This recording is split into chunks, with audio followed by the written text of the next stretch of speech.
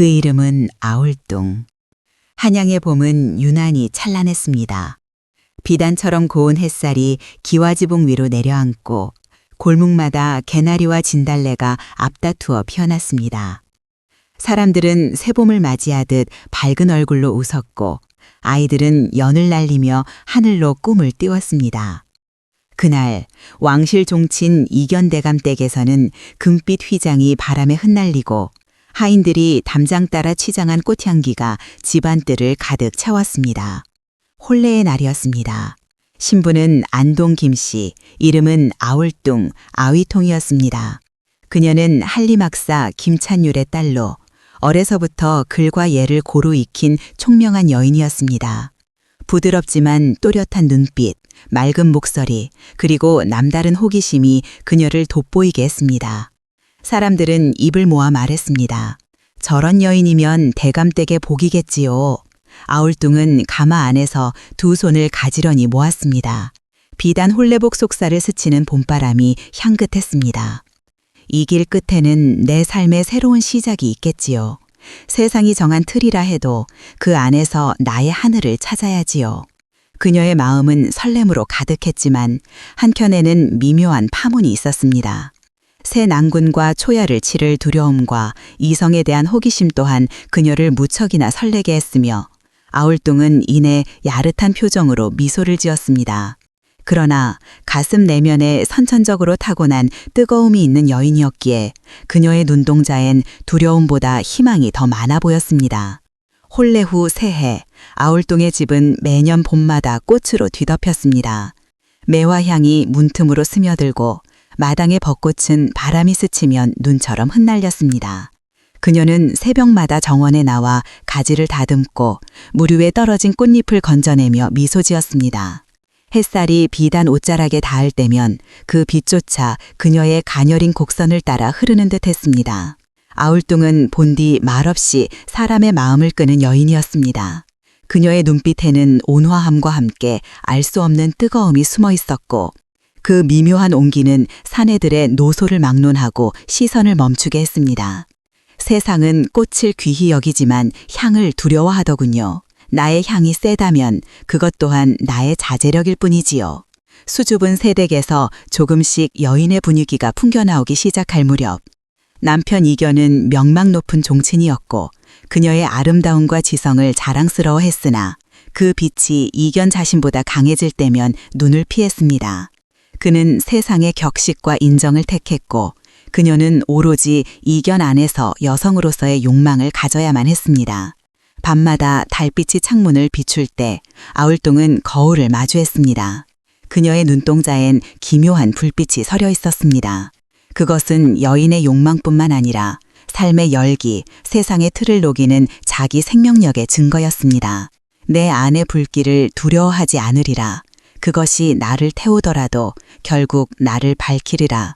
그녀는 스스로를 단련하듯 매일 글을 쓰고 거울 속의 자신을 똑바로 바라보았습니다. 그러나 밖으로 대외적인 명분만 찾아다니기 바쁜 남편은 점차 그녀를 찾는 횟수가 줄어들더니 종년이 밖에 나가서 들은 소문에 의하면 요즘은 기방에 흠뻑 빠져 있다고 했습니다. 그 당시 참는 것이 집안 여성들의 미덕이었기에 그녀의 의미 깊은 미소 끝 어딘가엔 아직 알 수 없는 파동이 잠들어 있었습니다. 그 파동이 언제 깨어날지 그녀 자신도 알지 못했습니다. 그러던 어느 날 남편은 은그릇을 고치겠다며 은장이를 불러들였습니다. 그의 이름은 윤장이었습니다. 햇빛에 그을은 팔뚝, 굳은 쌀로 거칠어진 손끝, 망치질을 할 때마다 팔 근육이 팽팽히 일어나는 모습은 묘하게 생동감이 있었습니다. 아울뚱은 처음엔 그저 흥미로 바라보았으나 그가 은그릇을 들어 자세히 바라보기 위해 햇빛을 옆으로 등지고 벌떡 일어서는 순간 빛에 닿은 근육질의 아랫배와 그 아래 모습이 작대기처럼 솟아 있었습니다. 그 순간 설명할 수 없는 전류가 가슴을 스쳤습니다. 그녀는 괜히 손에 들고 있던 부채를 접었다 폈습니다. 부채살 끝이 손끝에 닿을 때마다 자신도 모르게 손끝이 떨렸습니다. 저 사내의 손끝은 은을 다루면서도 가운데 모습은 어찌 저리 탐스럽단 말인가. 애고 망측도 해라. 지금 내가 무슨 생각을 하고 있나. 저녁이 되자 방 안엔 여름비가 머문 듯한 눅눅한 공기가 감돌았습니다. 남편은 외출했고 집은 고요했습니다. 그녀는 여종 계심을 불렀습니다. 낮에 그 은쟁이를 다시 부르거라. 그릇이 덜 맞춰졌다고 하여라.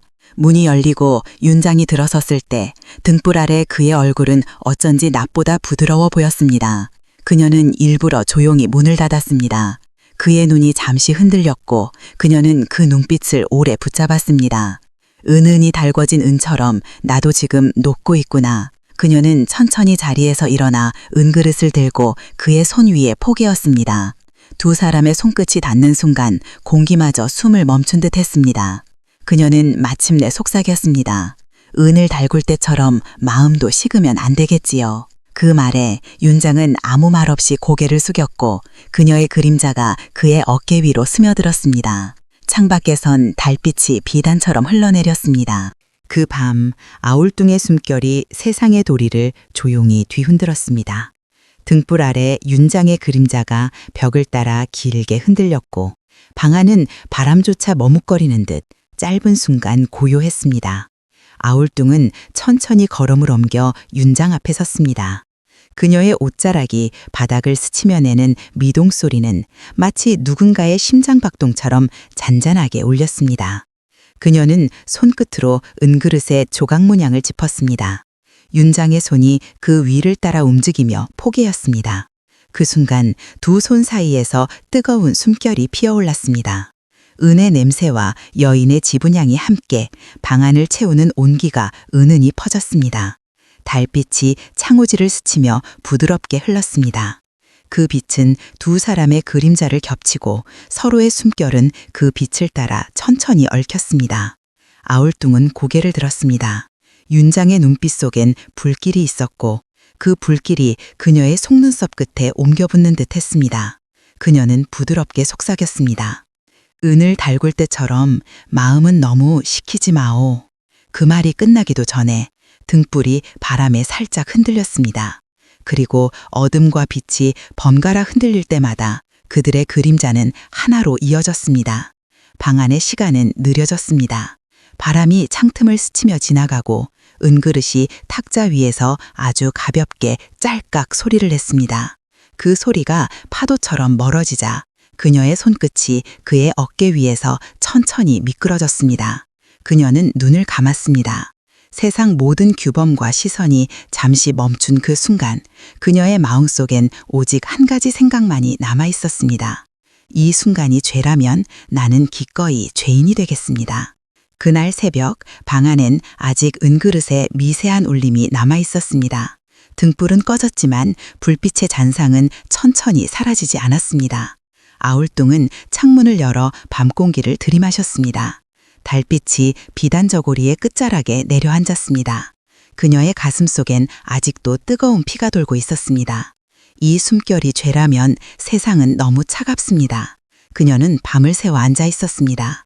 밖에선 새벽 닭이 울었고 세상은 언제나처럼 깨어났습니다. 그러나 그날의 새벽은 그녀에게 전혀 다른 세상이었습니다. 달빛은 희미했고 공기는 묘하게 맑았습니다. 그녀는 처음으로 살아있다는 감각을 온몸으로 느꼈습니다. 무엇든지 한 번의 일탈이 어려운 것이었습니다. 한 번 짜릿한 일탈의 맛을 본 아울뚱은 남편이 기방에 푹 빠져 집에 들어오지 않는 것이 오히려 그녀에게는 아주 좋은 절호의 기회들을 제공해주고 있었고 횟수를 거듭하며 그녀의 행동들은 점점 더 대담해지기 시작했습니다. 하지만 세상은 여인의 숨소리에도 귀를 기울이는 법이었습니다. 며칠 뒤 또 다른 하녀 하나가 내뱉은 짧은 말이 이웃집 담을 넘어갔습니다. 그 밤 만림방에서 사내에 그림자가 비쳤다 하옵니다. 그 말은 바람을 타고 퍼졌고 이내 한양의 입마다 올랐습니다. 대감댁의 문은 꼭 닫혔습니다. 남편 이견은 얼굴이 새파래져 돌아왔습니다. 그의 손엔 부서진 은그릇 하나가 들려 있었습니다. 이게 무엇이냐? 그녀는 아무 말 없이 그의 눈을 바라보았습니다. 그 눈빛엔 두려움도 변명도 없었습니다. 오직 묘한 평온함만이 있었습니다. 그가 고함쳤습니다. 네가 그 천한 자와 몸을 섞었단 말이냐? 그녀는 조용히 대답했습니다. 몸은 섞였으나 그 안에 깃든 건 사랑이었습니다. 그의 분노는 더 격렬해졌습니다. 잔이 깨지고 종들이 숨을 죽였습니다. 그러나 아울뚱은 미동도 하지 않았습니다. 그녀의 눈빛은 마치 한겨울의 호수처럼 고요했습니다. 며칠 뒤 관가의 감찰관이 불러 물었습니다. 정녕 네가 은쟁이와 간통했단 말이냐. 그녀는 숨을 내쉬었습니다. 사내가 기생과 노는 건 풍류라 하고 여인이 사랑을 나누면 간통이라 하십니까. 그녀의 목소리는 부드럽고도 단호했습니다. 그 말에 감찰관은 붓을 떨어뜨릴 뻔했습니다. 관청의 공기조차 잠시 멎었습니다. 그녀는 곧 친정으로 내쫓겼습니다. 사람들은 손가락질하며 속삭였습니다. 요부입니다. 왕실의 수치를 일으켰습니다. 그러나 그 수군거림이 잦을수록 그녀의 눈빛은 오히려 더 맑아졌습니다. 세상이 두려워한 건 사랑이 아니라 사랑할 줄 아는 여인이었을 뿐입니다. 그녀는 짐을 꾸리며 마지막으로 방안을 바라보았습니다. 바람이 불자 그 은쟁이와 함께 있던 달빛의 냄새가 아직도 남아 있었습니다. 그녀는 천천히 미소 지었습니다. 죄라면 이 향기마저 세상에 묻지 말지어다. 가문에서 내쳐진 그날 아울뚱은 작은 짐보따리 하나를 들고 친정의 옛집으로 향했습니다. 겨울이 막 끝난 들판엔 아직 눈이 남아 있었지만 그녀의 발걸음은 묘하게 가벼웠습니다. 이 길이 추방의 길이라면 나는 그 길 위에서 새로 태어나겠습니다. 친정집은 오래된 기와와 낡은 담으로 둘러싸여 있었습니다. 그 안에는 한때의 명문가가 아니라 세상으로부터 멀어진 두 여인이 있었습니다. 어머니 정씨 그리고 딸 아울뚱. 정씨는 딸의 얼굴을 보자 잠시 말을 잃었습니다. 그녀의 눈동자엔 지난 세월의 그림자와 이해할 수 없는 연민이 함께 스쳤습니다. 네가 나를 닮았구나.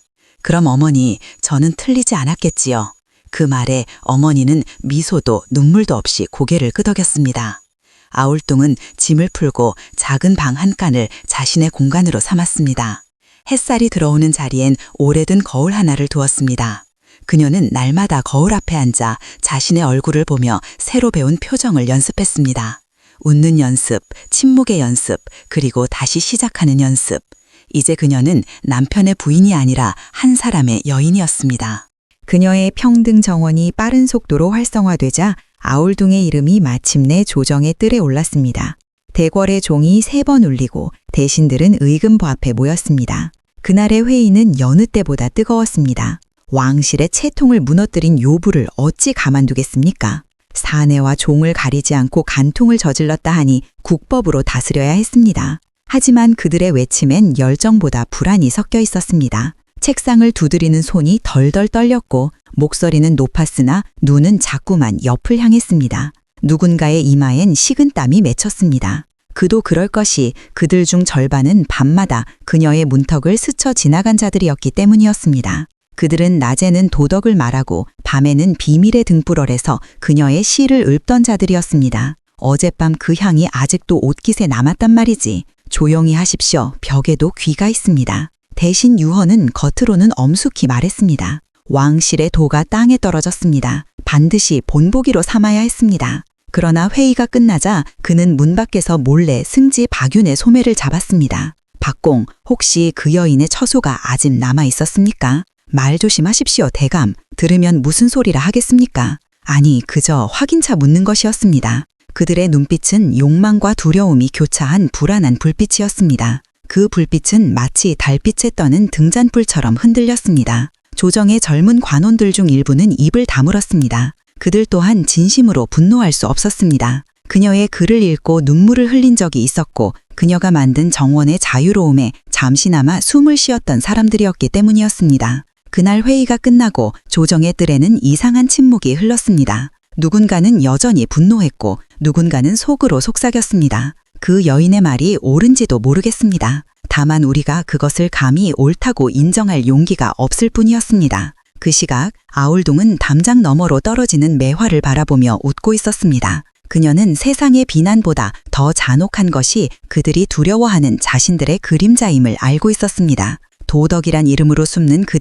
그대들이야말로 진짜 불륜의 화신이었습니다. 그녀는 고개를 들어 하늘을 보았습니다. 하늘은 여전히 맑았고 그녀의 웃음은 그 맑음 위로 퍼져나갔습니다. 하늘이 나를 꾸짖지 않으니 사람의 혀쯤이야 바람으로 여기면 그만이었습니다. 이윽고 조정의 뜰엔 장중한 북소리가 울렸습니다. 의금부의 지록관들이 붓을 들었고 대신들은 고개를 숙였습니다. 왕의 얼굴은 고요했으나 눈빛만은 깊게 일렁였습니다. 그의 앞에는 한 여인이 무릎을 꿇고 있었습니다. 아울동, 그녀는 두려움 없이 눈을 들었습니다. 왕은 묻지 않았습니다. 그저 오래, 아주 오래 그녀를 바라보았습니다. 네가 사랑을 행한 이유가 무엇이었느냐? 그녀는 조용히 웃었습니다. 사랑은 숨처럼 오옵니다. 숨을 쉬는 것이 죄라면 저는 숨을 쉬지 않겠나이다. 그 말이 대궐에 천정을 올렸습니다. 대신들이 웅성거렸습니다. 이건 나라의 근본을 흔드는 말이옵니다. 감히 왕 앞에서 도를 부정하옵니까? 그러나 왕은 한참 동안 아무 말도 하지 않았습니다. 잠시 후 그가 붓을 들어 조용히 말했습니다. 그녀를 풀어주라. 하늘이 남자와 여자를 다르게 빚었으나 마음을 나눈 것은 죄가 아니었다. 순간 조정은 술렁했습니다. 청색 옷자락들이 일제히 움직였습니다. 대신들은 서로의 눈을 맞추며 합창하듯 외쳤습니다. 전하, 통촉하옵소서. 부당하옵니다. 채통을 무너뜨리시겠나이까? 그들의 목소리는 높았지만 떨렸습니다. 그들 중 몇은 이미 밤마다 그녀의 이름을 속사잡던 자들이었습니다. 그들은 자신이 두려웠습니다. 왕의 자비가 자신들의 위선을 비추고 있었기 때문이었습니다. 그때 대신들 중 한 명이 조용히 앞으로 나섰습니다. 그는 풍류를 즐기기로 소문난 정우헌이었습니다. 그는 깊이 허리를 굽히며 말했습니다. 전하, 만일 전하의 뜻을 거스르지 않는다면 중재보다는 귀향살이로 돌리심이 어떠하옵니까? 그리하신다면 백성도 채통도 모두 살리실 수 있을 것이옵니다. 그러나 왕은 고개를 끄덕였습니다. 그의 눈에는 묘묘한 빛이 번였습니다. 좋다, 귀향이라 하되 그 길이 곧 새로운 하늘로 이어지게 하라. 그날 저녁 조정에는 공식적으로 귀향명이 내렸습니다. 아울동은 조용히 짐을 꾸렸습니다. 그녀를 호송한다는 명분으로 파견된 관리 하나가 있었습니다. 젊고 성품이 고든 자, 이름은 류진이었습니다. 그러나 사람들은 몰랐습니다. 그가 왕의 비밀 지시를 받은 은밀한 보호자였다는 것을. 그곳은 남쪽 끝, 바람이 부드럽고 물이 맑은 고을이요. 그대가 숨쉬기에 좋은 곳이 될 것이요. 그 말에 그녀는 미소 지었습니다. 유배라 쓰고 새삼이라 읽겠지요. 말의 행렬이 도성을 벗어날 때 저 멀리서 매화꽃잎이 바람에 흩날렸습니다. 그녀는 고개를 들어 하늘을 바라보았습니다. 맑고 넓은 하늘 아래 조선의 질서가 조금은 흔들린 듯 보였습니다. 아울둥이 도착한 곳은 남도 끝, 바닷바람이 부드럽게 불어오는 해남의 작은 마을이었습니다. 논과 밭이 어깨를 맞대고 있었고 사람들의 얼굴에는 도성에서 볼 수 없던 느긋한 평화가 묻어 있었습니다. 그녀는 조용히 말에서 내려 바닷가로 이어지는 흘길을 맨발로 걸었습니다. 모래는 따뜻했고 바람엔 소금기와 풀냄새가 섞여 있었습니다. 그녀는 그 공기를 깊게 들이마셨습니다. 그래, 이게 사는 냄새였군요. 그녀는 처음으로 아무 눈치도 보지 않고 웃었습니다. 왕실의 며느리도 죄인도 아닌 그냥 이름 없는 한 사람으로 서 있었습니다. 그녀는 마을 언덕에 있는 빈 초가집을 손수 고쳐 살기 시작했습니다. 지붕에 새는 곳을 흙과 지프로 막고 바닥은 맨손으로 닦았습니다. 밤이 되면 등불을 켜고 혼자 밥을 지었습니다. 그 밥 냄새가 온 마을에 퍼졌습니다. 며칠이 지나자 마을 사람들이 찾아왔습니다. 도성에서 온 분이라지요. 글을 하신다 들었습니다. 그녀는 고개를 끄덕였습니다. 그날부터 아이들에게 글을 가르쳤습니다. 바닷가에서 일 마친 안악들은 그 여인에게 배우면 마음이 편해집니다. 며 서로 소개했습니다. 어느 날 어부 하나가 베일을 마치고 찾아왔습니다. 손에 물집이 생겼는데 혹시 약초를 아시나요? 그녀는 손을 씻겨주며 말했습니다. 이건 바다가 준 상처이니 바다 해초가 낫게 해야지요. 그의 거친 손 위에 해초를 으깨어 덮어주며 그녀의 손이 닿자 그는 잠시 말을 잃었습니다. 그녀의 눈빛에는 꾸밈도 두려움도 없었습니다. 그 순간 그가 느낀 건 부끄러움이 아니라 이상한 평온이었습니다. 그녀는 더 이상 세상의 시선을 두려워하지 않았습니다. 그녀가 하는 일은 단순했습니다. 아이들에게 글을 가르치고 병든이의 손을 잡고 밤에는 혼자 달을 보며 왕에게 마음속으로 감사했습니다. 전하, 귀향이라는 벌이 제게는 새로운 세상이 되었습니다. 사람답게 숨 쉴 수 있는 곳을 주셔서 고맙습니다. 그녀의 집은 다시 정원이 되었습니다. 이번엔 신분 높은 사람 대신 농부, 어부, 안악, 아이들이 드나들었습니다. 그들은 모두 웃고 울며 그와 함께 밥을 먹었습니다. 사람들은 그녀를 이렇게 불렀습니다. 글을 가르치는 여인, 마음을 어루만지는 사람. 그녀는 이제 더 이상 감추지 않았습니다. 과거의 일은 부끄러움이 아니라 사람답게 살기 위해 지나온 길이었습니다. 어느 날 그녀는 바닷가에 서서 바람을 맞으며 혼잣말을 했습니다. 사람은 사랑으로 죄를 짓는 게 아니라 사랑을 두려워해서 죄를 짓는 거였습니다. 그녀는 웃었습니다. 그 웃음은 진짜 자유의 얼굴이었습니다.